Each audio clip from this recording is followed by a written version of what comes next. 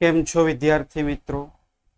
છેલ્લા પિરિયડોમાં આપણે સંકરણ શું છે, સંકરણની વ્યાખ્યાઓ, સંકરણના 3 પ્રકાર એસપી, sp2, sp3 શું છે એ સમજ્યા હતા. ત્યારબાદ સંકરણ શોધવાની પદ્ધતિ સમજાવી હતી. હવે આજે આપણે જોવાનું છે કે અણુમાં જે સંકરણ થાય છે એને આપણે કઈ રીતે સમજાવી શકાય, એની થિયરી જોવાની છે. તો પહેલો જ એક પ્રશ્ન તમારી સામે છે, બેરેલિયમ ક્લોરાઇડમાં બેરેલિયમનું જે એસપી સંકરણ છે એ આપણે અહીંયા સમજાવવાનું છે. હવે એસપી સંકરણ કઈ રીતે આવે એ મેં તમને અગાઉના લેક્ચરમાં સમજાવી દીધું છે, એની આખી મેથડ હતી. તો જો તમારે અહીંયા શું કરવાનું, પહેલું કામ, જે પણ પરમાણુનું સંકરણ થતું હોય તેની ઇલેક્ટ્રોન રચના લખવી.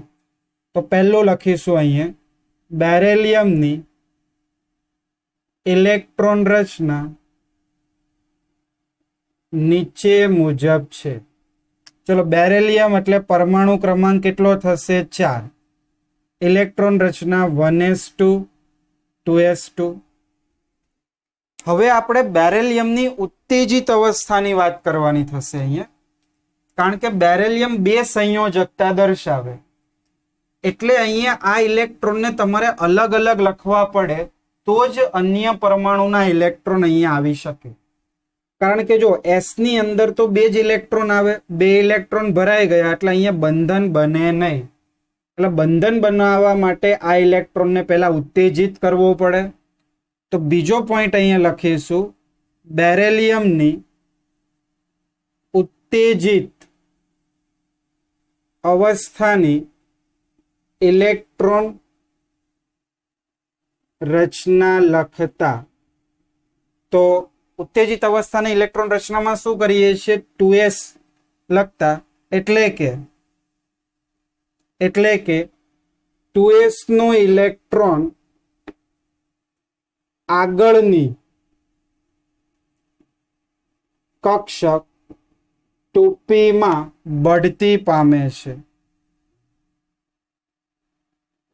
તો ચલો નવી ઇલેક્ટ્રોન રચના લખીએ. અહીંયા બેરેલિયમ પરમાણુ ક્રમાંક 4, 1s2 2s1 અને અહીંયા શું આવી ગયું?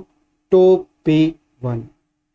હવે 2p ની અંદર પણ પેટા કક્ષકો કેટલી પડે? 2px 2py 2pz. આવી રીતે તમે લખી શકો છો, 2px 2py અને 2pz. તો અહીંયા મેં એક ઇલેક્ટ્રોન 2px માં આપ્યો. હવે આપણે અહીંયા બોક્સમાં ઇલેક્ટ્રોન દર્શાવવાના, આ 1 અને એવી જ રીતે અહીંયા પણ આ 1. હવે આપણે કયું સંકરણ અહીંયા ભણવાનું છે? એસપી સંકરણ. ચલો, એસપી સંકરણ કોને કહેવાય? એક 2s કક્ષક આવશે, એટલે કે s કક્ષક, અને એક 2px કક્ષક.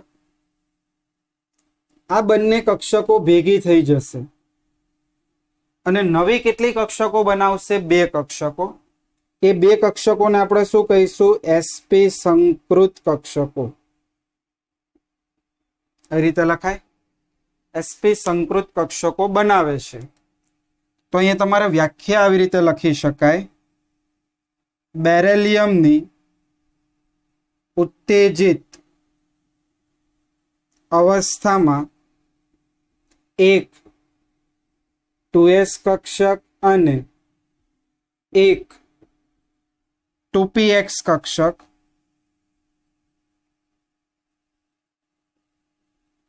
સમિશ્રણ પામીને નવી 2 એસપી સંકૃત કક્ષકો બનાવે છે, જે રેખીય આકારે ગોઠવાય છે. આપણે લાસ્ટ પિરિયડમાં કીધું તો આકાર કેવો આવશે? રેખીય આકારે ગોઠવાય છે. ચલો, આપણે જે નવી કક્ષકો બને એને ગોઠવણી પણ કરીએ રેખીય આકારે. આવી રીતે વચમાં મેં અહીંયા શું લખ્યું? બેરેલિયમ. આ એક કક્ષક, આ બીજી કક્ષક, બરાબર. હવે આ બેરિલિયમની અંદર 1 અને 2 ઇલેક્ટ્રોન, તો આ 1 અને આ 2 ઇલેક્ટ્રોન. હું અહીં લખી પણ શકું, આ કક્ષકનું નામ શું છે? sp સંકૃત કક્ષક, sp સંકૃત કક્ષક. ચલો હવે આપણી પાસે ક્લોરીન છે. ક્લોરીનની ઇલેક્ટ્રોન રચના આપણે લખીએ તો આવી રીતે લખાય: 17 પરમાણુ ક્રમાંક, 1s2 2s2 2p6 3s2 3p5, 10 2 12 ને 5 17. હવે ક્લોરીનની સંયોજકતા કક્ષક કઈ થઈ? 3s અને 3p. હવે છેલ્લો ઇલેક્ટ્રોન શેમાં હશે? 3p માં. એટલે p કક્ષક આની સાથે સંમિશ્રણ પામશે અને સિગ્મા બંધની રચના કરશે. એટલે હું શું અહીંયા લખીશ? આ ક્લોરીન, ક્લોરીનની આ p કક્ષક એક ઇલેક્ટ્રોન લઈને આવે અને અહીંયા સંમિશ્રણ થયું અને આ કયો બંધ બની ગયો? સિગ્મા બંધ બની ગયો. એવી જ રીતે અહીંયા જોવા મળશે બીજો ક્લોરીન. બીજો ક્લોરીન પણ પોતાનો એક ઇલેક્ટ્રોન લઈને આવશે, p કક્ષક, કયો બંધ બનાવશે? સિગ્મા બંધ. અને હવે તમે આ બંધ કોણ કયો તો બંધ કોણ કેટલો જોવા મળશે? 180 ડિગ્રી જોવા મળશે. અણુનો આકાર કેવો હોય છે? રેખીય આકાર હોય છે. તો આવી રીતે તમે એને દર્શાવી શકો. અને અહીંયા તમારે જે બીજો ઇલેક્ટ્રોન આવશે એ બીજો ઇલેક્ટ્રોન કોનો હશે? ક્લોરીન પરમાણુનો હશે. તો આ થઈ ગયું BeCl2 માં બેરિલિયમનું sp સંકરણ. ચલો એવી રીતે બીજું ઉદાહરણ, BeCl3 માં બોરોનનું સંકરણ મારે અહીંયા સમજવું છે. તો બોરોનનું સંકરણ કયું થશે? sp2. આ જ રીતની બધી વાત કરવાની થશે.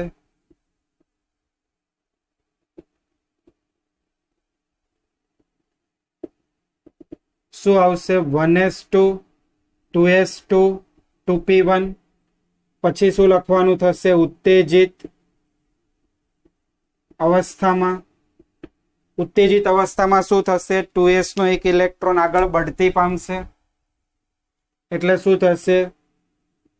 1s2 2s1 2px1 2py1 અને 2pz0. ઇલેક્ટ્રોન દર્શાવો. 1 1 1. કયું સંકરણ થશે અહીંયા? sp2. sp2 સંકરણમાં કઈ કક્ષકો ભાગ લેશે? તો જે અહીંયા મેં ડોટેડ લાઈન કર્યું એટલી કક્ષકો ભાગ લેશે. વ્યાખ્યા ચોપડીમાંથી લખવાની છે. બોરોન પરમાણુની એક 2s કક્ષક અને બાકીની 2 2p કક્ષકો સંમિશ્રણ પામીને નવી 3 કક્ષકો ઉત્પન્ન કરે છે. નવી ઉત્પન્ન થતી 3 કક્ષકોને આપણે શું કહીશું? sp2 સંકૃત કક્ષકો. અને આ સંકરણને શું કહીશું? sp2 સંકરણ. ચલો sp2 સંકરણમાં કક્ષકોની ગોઠવણી કઈ રીતે થતી હોય છે? તો બોરોનને તમારે અહીં વચ્ચે લખવું. સમત્રિકોણ આકારે 3 કક્ષકો ગોઠવી દેવી. થઈ ગયો આ ત્રિકોણ આકાર. આમ જોડો એટલે આ ત્રિકોણ આકાર. ચલો બોરોન પાસે 1 2 અને 3 ઇલેક્ટ્રોન. હવે અહીંયા ફરીથી ક્લોરીન, એટલે ક્લોરીનની p કક્ષકમાં રહેલો એક ઇલેક્ટ્રોન આની સાથે શું કરશે? ભાગીદારી કરશે. આવી રીતે ક્લોરીન, ક્લોરીનની p કક્ષક. ચલો બધી આપણે લખીએ. અહીંયા આ p કક્ષક છે, આ sp2 કક્ષક, sp2 સંકૃત કક્ષક, sp2 સંકૃત કક્ષક. ચલો ક્લોરીનનો એક ઇલેક્ટ્રોન અહીંયા આવ્યો, ભાગીદારી કરી, આ બંધ બની ગયો. આ બંધને શું કહીશું આપણે? સિગ્મા બંધ. એવી જ વસ્તુ અહીંયા પણ થશે. ક્લોરીન ઇલેક્ટ્રોન ભાગીદારી, કયો બંધ બનશે? સિગ્મા બંધ. એવી જ વસ્તુ અહીંયા થશે ક્લોરીનની p કક્ષક. આ બધી p કક્ષકો છે. ઇલેક્ટ્રોન ભાગીદારી, કયો બંધ બનશે? સિગ્મા બંધ. એટલે આવી રીતની રચના મળે. BCl Cl અને Cl. આ ક્લોરીન, બોરોન અને ક્લોરીન વચ્ચેનો ખૂણો કેટલો થશે? 120. અને અણુનો આકાર કેવો આવશે? સમતલીય સમત્રિકોણ. બરોબર, સમત્રિકોણ આકારે ગોઠવાયેલું હોય છે. તો બંને ઉદાહરણોની થિયરી ચોપડીમાં આપેલી છે. ચોપડીના દરેકે દરેક પોઈન્ટ સમજીને લખવી. આવી રીતે આકૃતિ દોરો તો ચાલે. આનો અણુનો આકાર તો BeCl અને આ Cl. આ જે બંધ કોણ છે એ કેટલો હોય છે? 180 હોય છે. લખી નાખો. પછી આપણે sp3 માટે ભણીએ.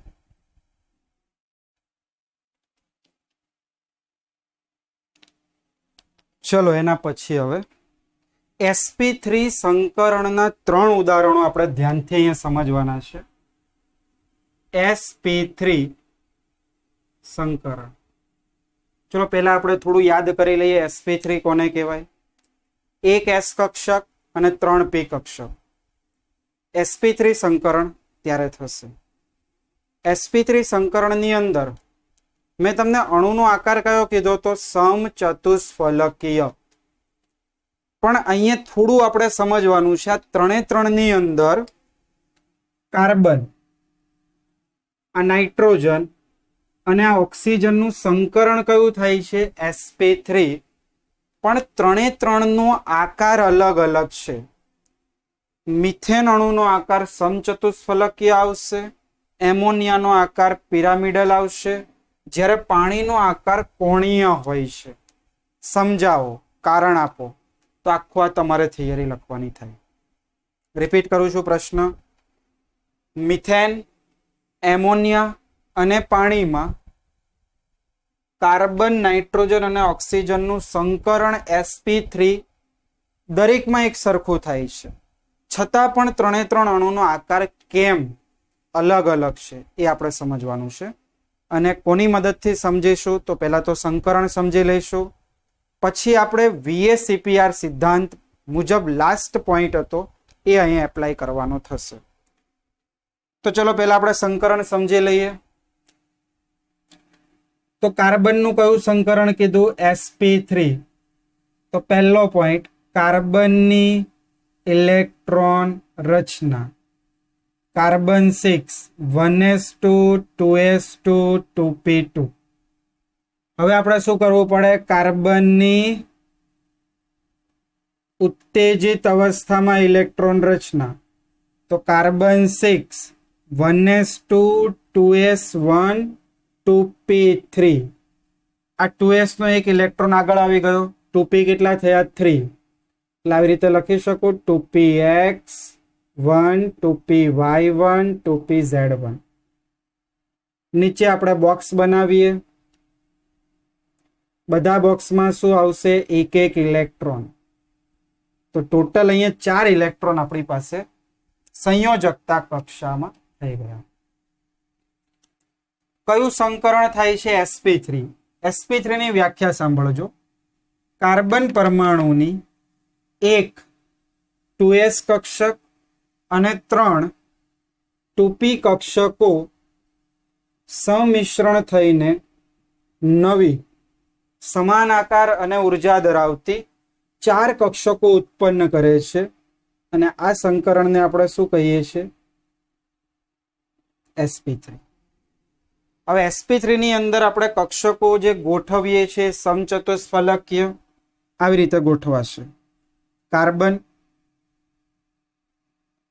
1 2 3 અને 4.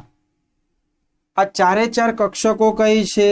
sp3 sp3 અને sp3 સંકૃત કક્ષકો. 4 કક્ષકની અંદર ઇલેક્ટ્રોન્સ 1 2 3 4. તો 4 માં એક એક ઇલેક્ટ્રોન આપ્યું. હવે જો કેટલા હાઇડ્રોજન છે? 4. હવે હાઇડ્રોજનની કઈ કક્ષક આવે? તો હાઇડ્રોજન માટે ઇલેક્ટ્રોન રચના શું લખો છો? 1s1. એટલે 1s કક્ષક આવશે. તો એક હાઇડ્રોજન અહીંયા લખ્યો, એની 1s એટલે ગોળાકાર કક્ષક. બીજો હાઇડ્રોજન એની 1s, ત્રીજો હાઇડ્રોજન 1s, ચોથો હાઇડ્રોજન 1s. હાઇડ્રોજન એક એક ઇલેક્ટ્રોન લઈને આવે છે આવી રીતે. હવે જો આ s કક્ષક ને આ સંકૃત કક્ષક, શીર્ષથી શીર્ષ પ્રકારનું જોડાણ, એટલે આ બંધ કયો બને છે? સિગ્મા. એવી જ રીતે અહીંયા કયો બંધ બનશે? સિગ્મા બંધ. આ પણ સિગ્મા બંધ અને આ પણ સિગ્મા બંધ. અહીંયા અણુનું જે બંધ કોણ હોય છે 109.5 ડિગ્રી જ હોય છે અને અણુનો આકાર કેવો મળે છે? સમચતુષ્ફલકીય જ મળે છે. ક્લિયર? આ થઈ ગયું મિથેન. અણુનો આકાર આવી રીતે તમે દર્શાવી શકો C H H H H 109.5 methane અણુ. આ થઈ ગયું મિથેન અણુમાં થતું સંકરણ. આવી રીતે સિગ્મા બંધ બને છે. સિગ્મા બંધ ક્યારે બને? પાઈ બંધ ક્યારે બને? તો સિગ્મા બંધની અંદર શીર્ષથી શીર્ષ હેડ ઓન ઓવરલેપિંગ, જેને આપણે કીધું હતું છેડાથી થતું ઓવરલેપિંગ. અને પાઈ બંધની અંદર આપણે શું કીધું હતું? એકબીજાને સમાંતર સમિશ્રણ થાય ત્યારે પાઈ બંધ બને છે. ચલો બીજું ઉદાહરણ. તો બીજા ઉદાહરણની અંદર એમોનિયા. એમોનિયા આવે એટલે તમારે શું કરવું પડે? નાઇટ્રોજનની ઇલેક્ટ્રોન રચના.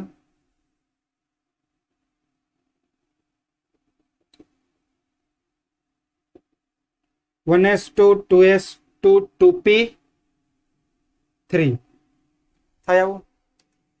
હવે અહીંયા sp સંકરણ સેમ વસ્તુ થશે. અહીંયાથી એક ઇલેક્ટ્રોન આગળ આવશે. જો આવી રીતે.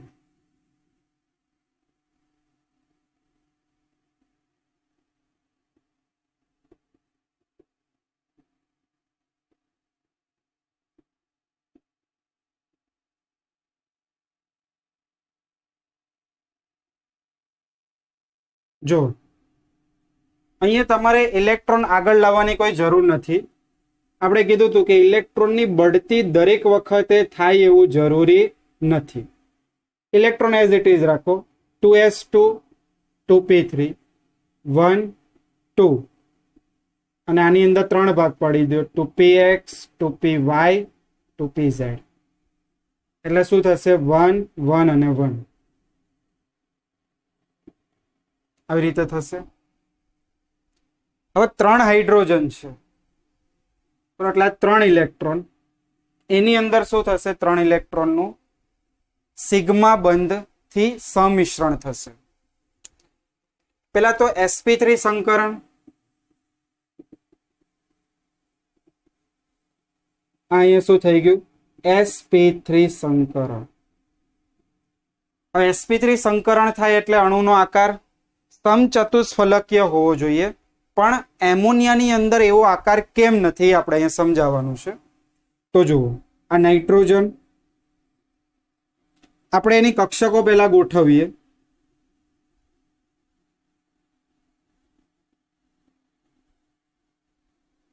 આવી રીતે.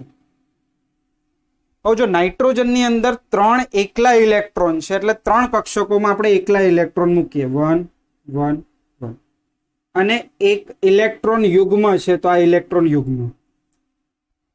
હવે નાઇટ્રોજન પાસે 3 જ હાઇડ્રોજન છે તો અહીંયા શું થશે? 3 હાઇડ્રોજન બંધ બનાવશે.